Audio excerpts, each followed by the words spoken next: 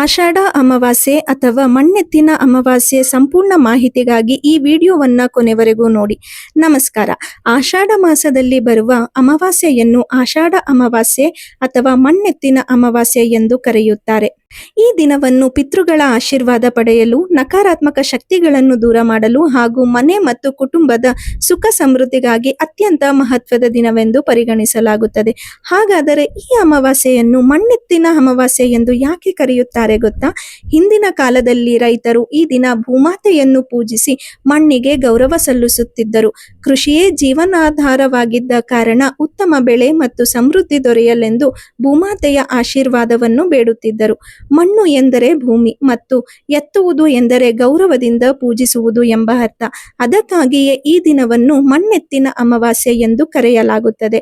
2026ರಲ್ಲಿ ಮಣ್ಣೆತ್ತಿನ ಅಮಾವಾಸ್ಯೆಯನ್ನು July 14 ಮಂಗಳವಾರ ಆಚರಿಸಲಾಗುತ್ತದೆ. ಈ ದಿನ ಬೆಳಗ್ಗೆ ಬೇಗ ಎದ್ದು ಸ್ನಾನ ಮಾಡಿ ಮನೆಯ ದೇವರ ಪೂಜೆ ಮಾಡುವುದು ಶುಭಕರವೆಂದು ನಂಬಲಾಗಿದೆ. ಪೂಜಾ ಕೋಣೆಯನ್ನು ಮತ್ತು ಮನೆಯನ್ನು ಸ್ವಚ್ಛಗೊಳಿಸಿ ದೀಪ ಹಚ್ಚಿ ದೇವರನ್ನು ಭಕ್ತಿಯಿಂದ ಆರಾಧಿಸಬೇಕು. ಈ ದಿನ ಪಿತೃಗಳಿಗೆ ವಿಶೇಷ ಮಹತ್ವವಿದೆ.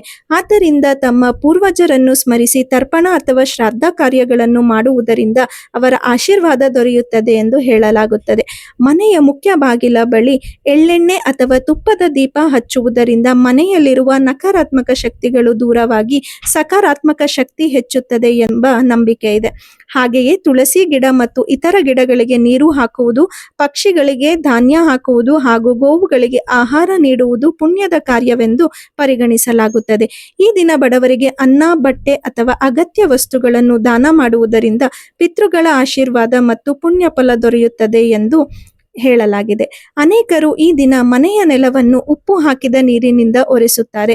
ಇದರಿಂದ ಮನೆಯಲ್ಲಿರುವ ನಕಾರಾತ್ಮಕ ಶಕ್ತಿ ದೂರವಾಗಿ ಸಕಾರಾತ್ಮಕತೆ ಹೆಚ್ಚುತ್ತದೆ ಎಂಬ ನಂಬಿಕೆ ಇದೆ.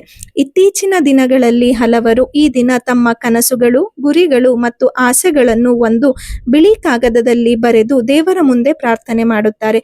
ಕೆಲವರು ಬೇಲೀಫ್ ಮೇಲೆ ತಮ್ಮ ಆಸೆಯನ್ನು ಬರೆದು ದೀಪದ ಜ್ವಾಲೆಯಲ್ಲಿ ಅರ್ಪಿಸುವ ಆಚರಣೆಯನ್ನೂ ಮಾಡುತ್ತಾರೆ. ಇದು ಮನಸ್ಸಿನಲ್ಲಿ ವಿಶ್ವಾಸ ಮತ್ತು ಸಕಾರಾತ್ಮಕತೆಯನ್ನು ಹೆಚ್ಚಿಸಲು ಸಹಾಯ ಮಾಡುತ್ತದೆ.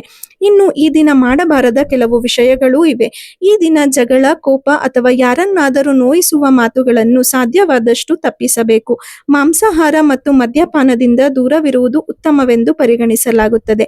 ಮನೆಯ ಸ್ವಚ್ಛತೆಯನ್ನು ನಿರ್ಲಕ್ಷಿಸಬಾರದು ಹಾಗೂ ಪೂಜಾ ಸ್ಥಳವನ್ನು ಅಶುಚಿಯಾಗಿ ಇಡಬಾರದು. ಅದರ ಜೊತೆಗೆ ಹಿರಿಯರನ್ನು ಅವಮಾನಿಸುವುದು ಅಥವಾ ಬಡವರಿಗೆ ಸಹಾಯ ಮಾಡಲು ಸಾಧ್ಯವಾಗಿದ್ದರೂ ಮಾಡದೇ ಇರುವುದು ಈ ದಿನ ತಪ್ಪಿಸಬೇಕಾದ ಕಾರ್ಯಗಳಾಗಿವೆ. ಆಷಾಢ ಅಮಾವಾಸ್ಯೆ ಎಂದು ಭಕ್ತಿಯಿಂದ ದೇವರ ಪೂಜೆ ಮಾಡಿ ಪಿತೃಗಳನ್ನು ಸ್ಮರಿಸಿ ದಾನ ಧರ್ಮಗಳನ್ನು ಮಾಡಿದರೆ ಕುಟುಂಬದಲ್ಲಿ ಸುಖ, ಶಾಂತಿ, ಆರೋಗ್ಯ ಮತ್ತು ಸಮೃದ್ಧಿ ನೆಲೆಸುತ್ತದೆ ಎಂದು ನಂಬಲಾಗಿದೆ. ನಿಮಗೂ ಹಾಗೂ ನಿಮ್ಮ ಕುಟುಂಬಕ್ಕೂ ಮಣ್ಣೆತ್ತಿನ ಅಮಾವಾಸ್ಯೆಯ ಹಾರ್ದಿಕ ಶುಭಾಶಯಗಳು. ಧನ್ಯವಾದಗಳು.